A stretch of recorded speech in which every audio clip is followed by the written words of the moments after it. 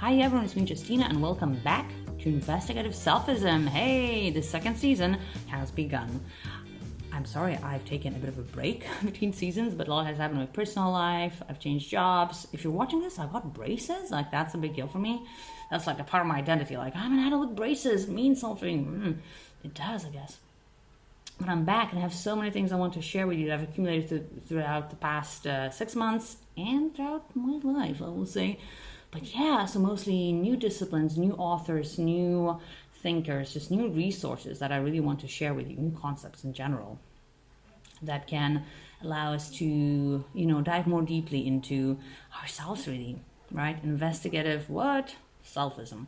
But before I properly start the second season, I wanted to summarize very quickly what I've talked about already in the first one, in case you've missed something, because I will be building upon these concepts. So I talked about many things.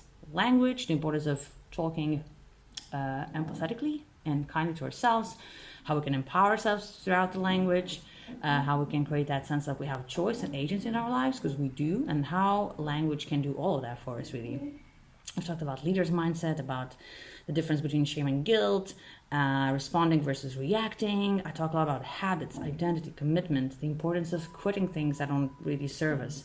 Price of inaction, if we feel that if I don't take this action now, in 2 months I'll be freaking miserable, like how that can help. Hey, it's a tool.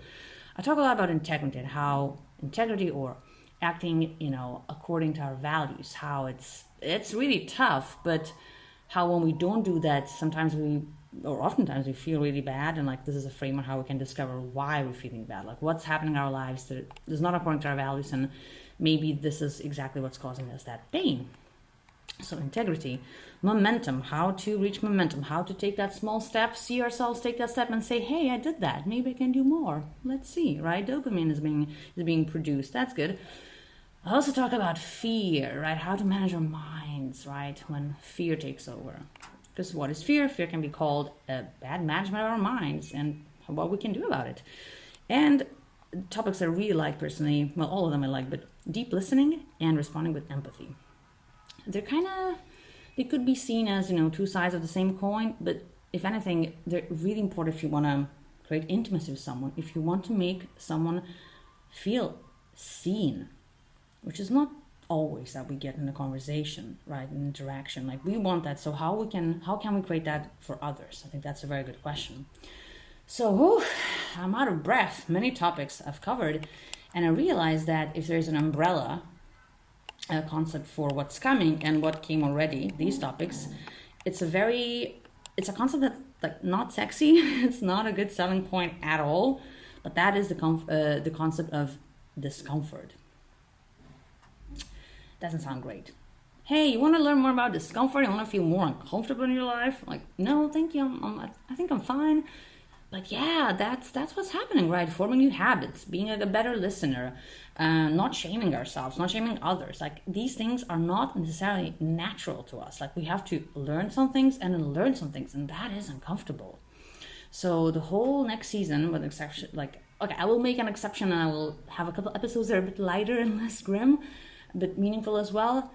But basically the whole second season is about that discomfort, how we acknowledge that, how we normalize it, how we move through it continuously. We might not ever leave it. We're just how do we there's some discomfort, and there's always going to be some discomfort, right? Choosing A over choosing B.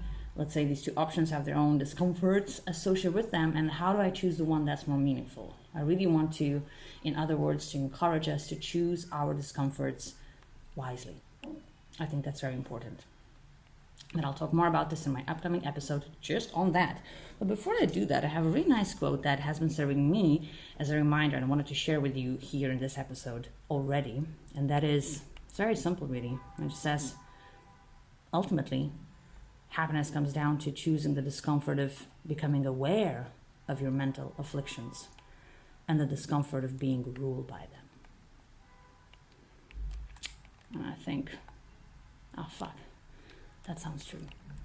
So let's do that. Let's become aware of our mental afflictions and let's choose that discomfort over anything else.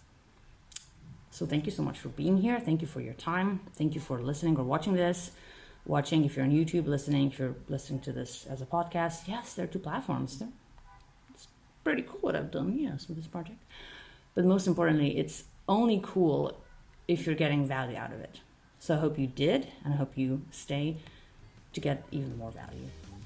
So thank you so much. Have a great, uncomfortable week, but in a meaningful way.